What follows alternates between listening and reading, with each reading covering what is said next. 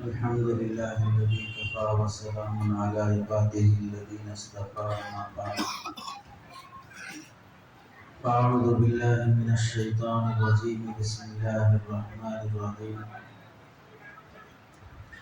أم كنتم شهداء إذ حضر يعقوب الموت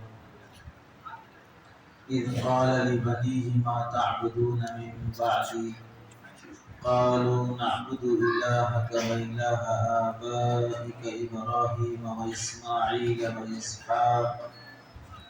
وإسحاق إلها واحدا ونحن له مسلمون صدق الله العظيم اللهم صل على سيدنا محمد وعلى آل سيدنا محمد وبارك وسلم اللهم صل على سيدنا محمد وعلى آل سيدنا محمد وبارك وسلم اللهم صل على سيدنا محمد وعلى آل سيدنا محمد وبارك وسلم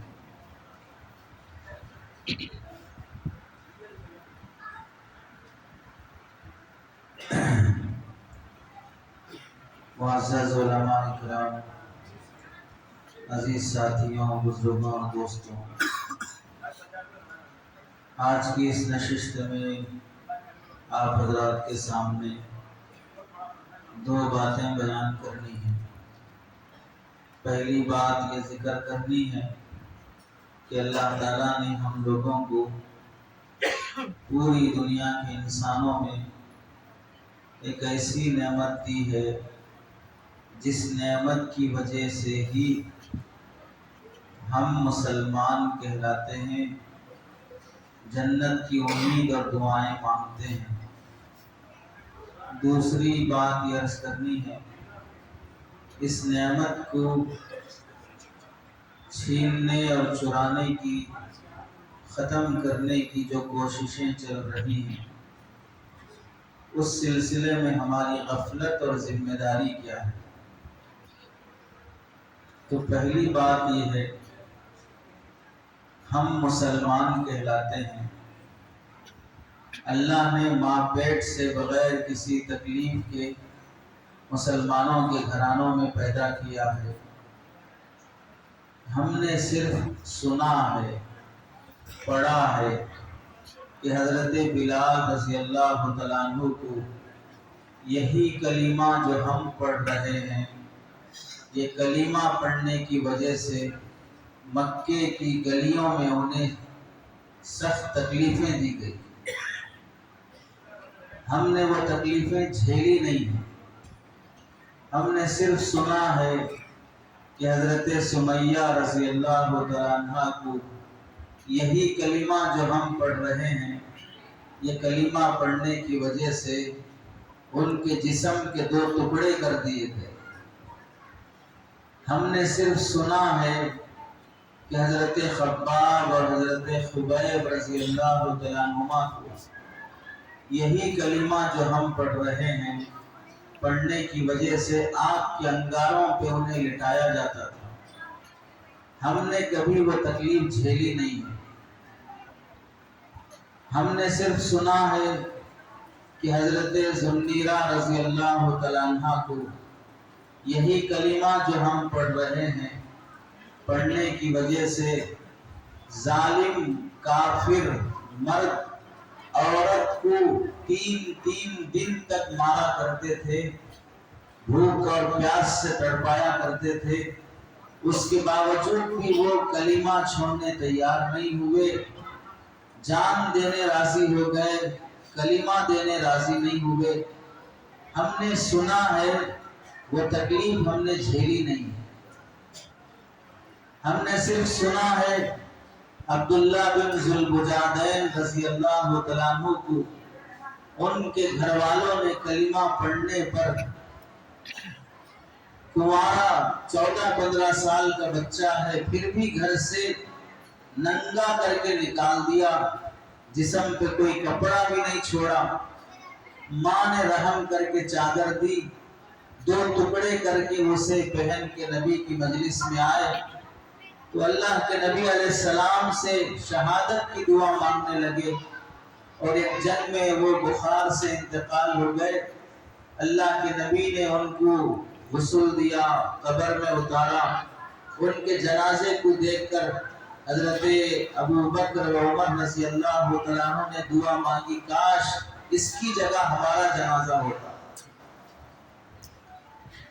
کلمے کی خاطر جو تکلیفیں نبی کے زمانے کے صحابہ نے، صحابیات نے برداشت کی ہیں، ہم اسے صرف سنے ہیں. ہم ایمان اور کلمے کی خاطر نہ پیر میں کبھی کانٹا چبھا، نہ کبھی ہمارے جان کا نقصان ہوا، نہ کبھی ہمارے مال کا نقصان ہوا، جس کی وجہ سے بغیر محنت کے یہ ایمان ملا ہے. اتنی ناقدری ہو رہی ہے، بعض مرتبہ مسلمان کو اپنے مسلمان ہونے پر افسوس ہو رہا ہے، اور وہ یہ بول رہا ہے ہمارے مسلمان ہونے کی وجہ سے ہمیں نہ نوکریاں ملتی ہیں، نہ فیسلٹیز ملتی ہیں، ہمیں کمپنیوں میں جاب نہیں ملتے، سرکاری عہدے نہیں ملتے. غیر مسلموں کو کیا ہے، مزے کی زندگی ہے، انہیں ہر چیز مل جاتی ہے. یعنی اپنے مومن ہونے پر اتنا فخر نہیں ہے جتنا دنیا کی فیسلٹیز نہ ملنے کا اسے غم اور افسوس ہے. وجہ کیا ہے؟ مفت میں ملی ہوئی چیز کی قدر نہیں ہوتی ہے. کلمے کی خاطر تکلیفیں برداشت کرتے، گھر چھوڑتے، بیوی بچوں کی جانیں سامنے کٹتی اور لٹ جاتے، بے گھر ہو جاتے، تو پھر احساس ہوتا کہ کتنی بڑی نعمت ہے ایمان، جس کی خاطر ہمیں اپنا گھر بار لٹانا پڑا. آج کے زمانے میں سمجھنے کے لیے غزہ اور فلسطین کے معصوم بچے، بیوہ خواتین، بوڑھے مرد، نوجوان لڑکیاں، ہم سب کے لیے حجت ہیں، دلیل ہیں، آئیڈیل اور نمونہ ہیں. 3 سال 4 سال سے مسلسل ظالم اسرائیل کی دہشت گردی اور اس کی طرف سے ہونے والی بمباری، بے قصوروں پر برسائے گئے میزائل، ہاسپٹلوں پر، اسکولوں پر، خیموں اور گھروں پر معصوموں کی جانیں جو لی گئیں، اس سب کے باوجود نہ آپ نے، نہ آپ کے باپ دادا نے کبھی یہ خبر سنی ہوگی غزہ کے ان حالات سے ڈر کر وہاں کی مسلمان لڑکیاں یہ بول رہی ہیں کہ ہم یہودی بننے کے لیے تیار ہیں، ہمیں مارا نہ جائے، ہم مذہب اسلام چھوڑ دیں گے، بیت المقدس چھوڑ دیں گے، اسرائیل آ جائیں گے، ہمیں شادی کر لو، اپنے جیسا یہودی بنا لو. ایک مسلمان لڑکی بھی اپنے اسلام سے سودا کرنے کی بات کی خبر کبھی نہیں آئی ہو. جنگ کے عالم میں خاندان کی شہادت کے بعد، اپنوں کے جنازے اٹھانے کے بعد، تنہا ایک معصوم لڑکی بچانے کے بعد بھی اس نے جو ایمان اور حیا کو سنبھالا ہے، ہمارے ملک اور علاقے کی لڑکیاں امن کی حالت میں بھی وہ ایمان اور وہ حیا سنبھالنے تیار نہیں ہے. جنگ کی حالت میں جو اپنے پردے کی حفاظت کرتی ہیں، ہماری بیٹیاں امن کی حالت میں وہ پردے کی حفاظت کرنے تیار نہیں ہیں. لاشیں اٹھا کر، جنازے پڑھ کر، ملکوں سے جو ریلیف فنڈ آ رہا ہے انہیں درخواست کر کے کہ ہمیں فنڈ جیسے دے رہے ہو، کفن بھی ایسے بھیجو کہ ہم جنازے اٹھاتے اٹھاتے کفن ختم ہو گیا ہے، اب دفنانے کے لیے کپڑا نہیں ہے. اس سب کے باوجود بھی وہاں کی بیٹیوں نے اپنے چہرے کے نقاب کی جو حفاظت کی ہے، ہماری گھر کی دیندار بیٹیاں اپنے بیٹے کی وہ حفاظت نہیں کرتی. جنگ کے عالم میں رات میں سوتے ہوئے وہ مسلمان خواتین برقع پہن کر سوتی ہیں، اور جب کوئی میڈیا اور ٹی وی اینکر اس سے پوچھتا ہے برقع پہن کر کیوں سو رہی ہو، کہتی ہے کہ اگر رات کے اندھیرے میں بم برس جائے اور میری موت ہو جائے، لاش اٹھانے والوں کو میرا چہرہ نظر نہ آئے، اس واسطے میں موت کی حالت میں بھی پردے کے ساتھ مرنا چاہتی ہوں۔ وہ مائیں ہمارے خلاف، وہ بیٹیاں ہمارے خلاف، وہ پردہ دار معصوم دوشیزائیں ہمارے خلاف کل قیامت کے دن حجت بنے گی کہ ہم نے جنگ کی حالت میں جو ایمان بچایا، جنگ کی حالت میں جو حیا کی حفاظت کی، یہ مسلمان اپنے مسلمان ہونے کا دعویٰ کر کے امن کی حالت میں وہ ایمان بچانے تیار نہیں ہیں۔ آج کی مسلمان بیٹیاں، آج کے نوجوان لڑکے کن کن وجوہات کی وجہ سے غیروں کے حوالے ہو رہے ہیں۔ سب سے بڑی نعمت اللہ نے جو ہمیں دی ہے وہ ایمان کی نعمت ہے۔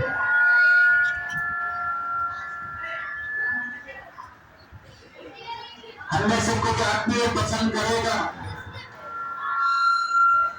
کہ اس وقت اللہ نے جو نعمت ہمیں دی ہے،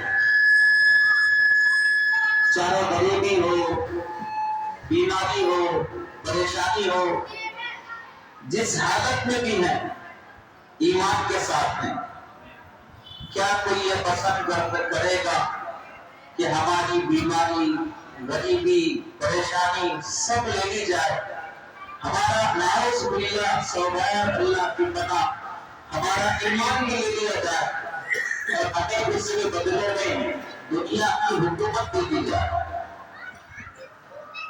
کوئی پسند کرے گا؟ اگر صاف لفظوں میں پوچھا جائے،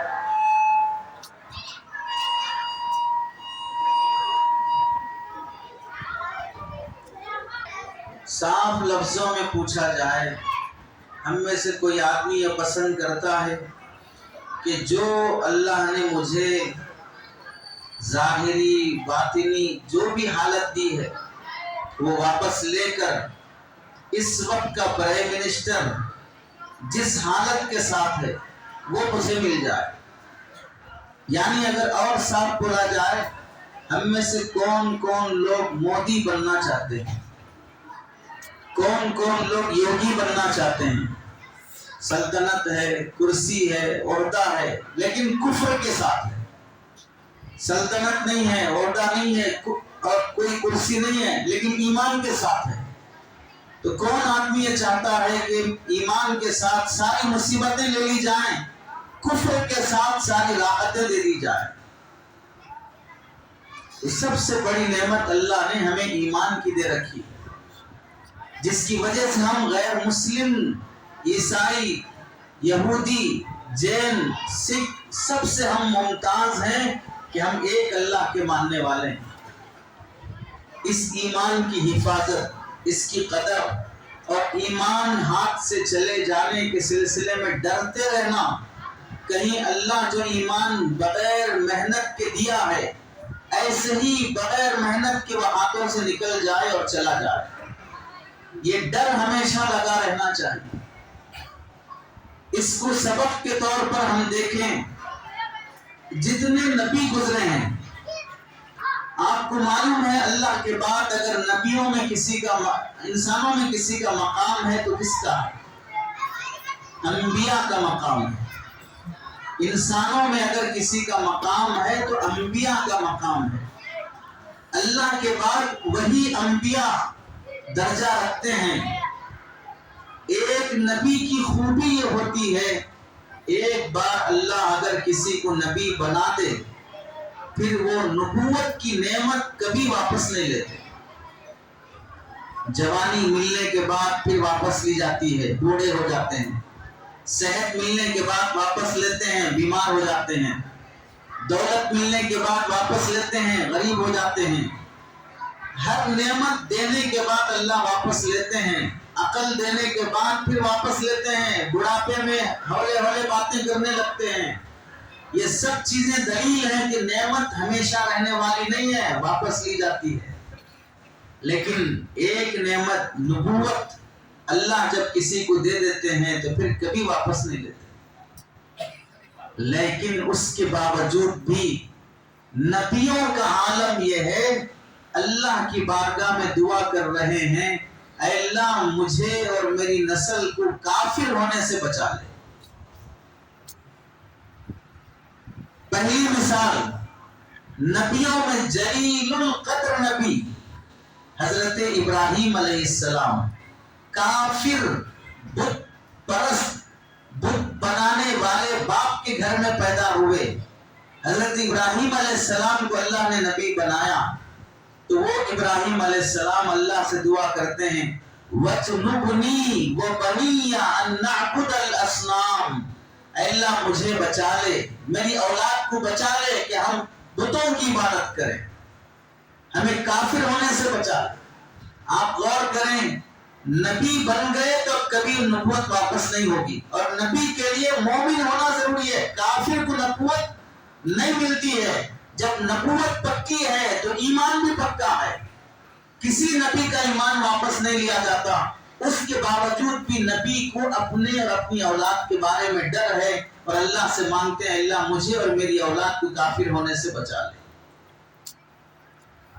دوسری مثال حضرت ابراہیم علیہ السلام کے بیٹے حضرت اسماعیل، حضرت اسحاق، ان کی اولاد حضرت یعقوب، ان کی اولاد حضرت یوسف۔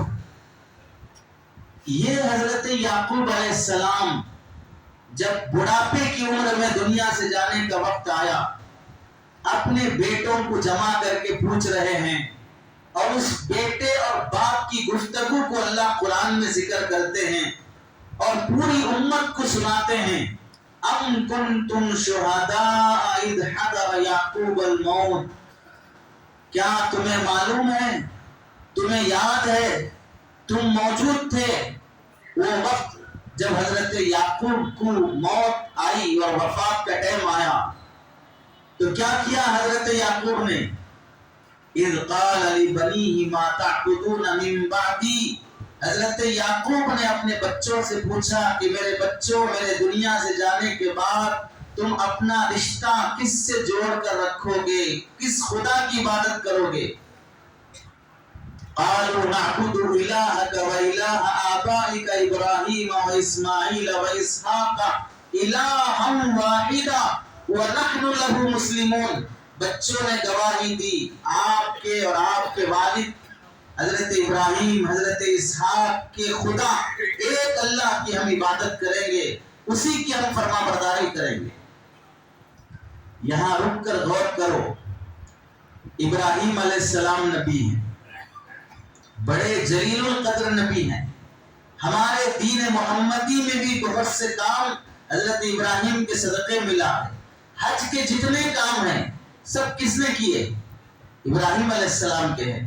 مینا، مزدلفہ، عرفہ، صفا مروہ کے سعی، یہ سب قربانی، یہ سب حضرت ابراہیم علیہ السلام کی اعمال ہیں جو اس امت کو ملے ہیں۔ وہ نبی ہیں، ان کے بیٹے اسحاق علیہ السلام نبی ہیں، اور ایک بیٹے اسماعیل علیہ السلام نبی ہیں، ان کے بیٹے یعقوب علیہ السلام نبی ہیں، ان کے بیٹے یوسف علیہ السلام نبی ہیں، جن کے گھر میں 5 پیڑھیوں سے نبوت چلتی آ رہی ہے۔ ہمارے خاندانوں میں ان کے والد حافظ صاحب تھے، بچہ بھی حافظ ہے، اس کے بعد تیسری نسل میں جا کر حافظ ملنا مشکل ہے۔ دادا عالم تھے، بیٹا عالم ہے، تیسری پیڑھی میں آ کر عالم ملنا مشکل ہے۔ باپ مالدار تھا، بیٹا مالدار ہوا، تیسری پیڑھی میں آ کر دولت باقی رہنا مشکل ہے۔ باپ ڈاکٹر تھا، دادا ڈاکٹر تھا،